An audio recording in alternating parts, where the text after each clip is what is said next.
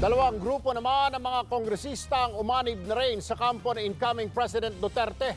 Handa raw silang tumulong para mapabilis sa mga legislative agenda ni Digong gaya ng death penalty. Umaaksyon si Ina Zara.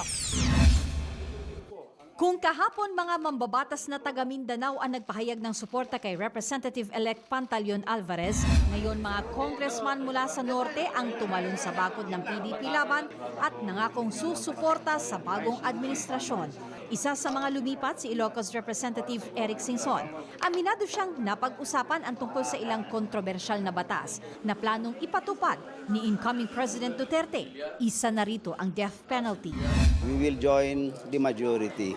Are we required to vote for the death penalty? Sabi naman ni Congressman Alvarez, depende sa inyo yon. Pero si Alvarez, kumpiyansang magkaroon man ng debate, maikling panahon lang ang hihintayin para mabuhay ang parusang bitay. Within 1 year, pipilitin natin, sisikapin natin na mangyari yun. Bababaan din daw ng susunod na kongreso ang edad ng mga batang kriminal na pwedeng makulong. At huwag na rin daw magugulat kung magkakaroon ng mga bagong buwis. Magkakaroon tayo ng major revision sa ating National Internal Revenue Code. Bawas para sa mahihirap, dagdag para sa mga mayayaman. Para naman sa federalismo na gusto ni Digong, 3 taon ang target para maisabay na ito sa botohan sa 2019.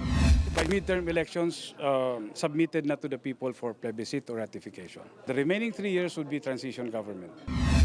290 ang mga uupong congressman para sa 17th Congress. Ayon kay Alvarez, 180 raw sa mga ito ang siguradong kakampi nila.